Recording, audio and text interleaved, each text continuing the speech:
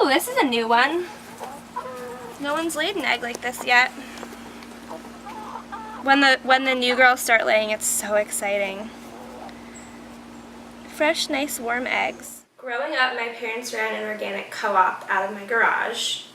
And so that was, you know, the start of it for me. That's the way I've always eaten. We always had a garden. We always had fresh food. We never had packaged food. Everything was always, you know, from scratch.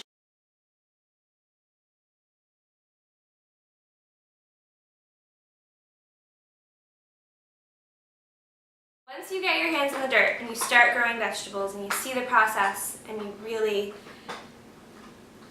I don't know, you're cultivating something, you're growing something from a seed and then you get to eat it. It's amazing, it's empowering, and once you do that, either you're addicted for life or it's a difficult job. It's not easy. And at the same time, like, I understand when you walk outside and all of your tomato plants are completely destroyed by a hornworm, like probably only one or two because they're like this big, you want to cry and like rip your hair out because you grew them from seed and they're these like sweet little organic plants you cared for and then they're just gone. So I get it. I understand why people want to use pesticides. I get the pesticide thing, but at the same time, there are like so many other ways to do it.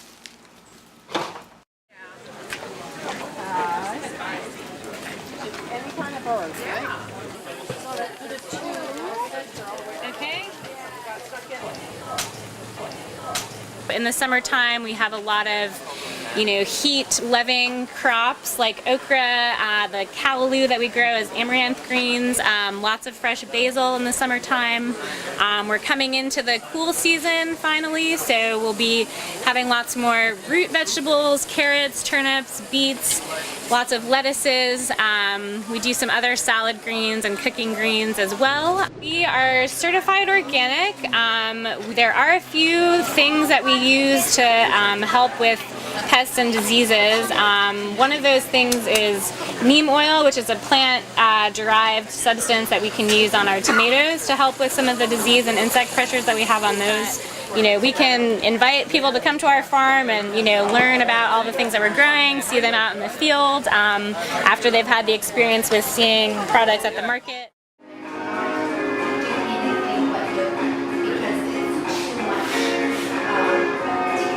But at the cafe, we serve both cooked and raw vegan foods, and the benefit of raw is that it's even more natural than it would be if it was cooked. So it has all the living enzymes, the full nutrition of food as it's as it is in nature. So the problem with agribusiness, it's kind of quantity over quality. So anytime you're dealing with that scale of production, the quality is going to take a serious hit. We've seen that big business putting pesticides into food can have negative effects on our health. With GMOs, we're not so sure. It could have traumatic effects. So at the moment, we're trying to have a menu that serves food as it was intended to be served. These giant agri-farming doesn't do anything for our soil. It makes our food completely, there's no nutrients in the food.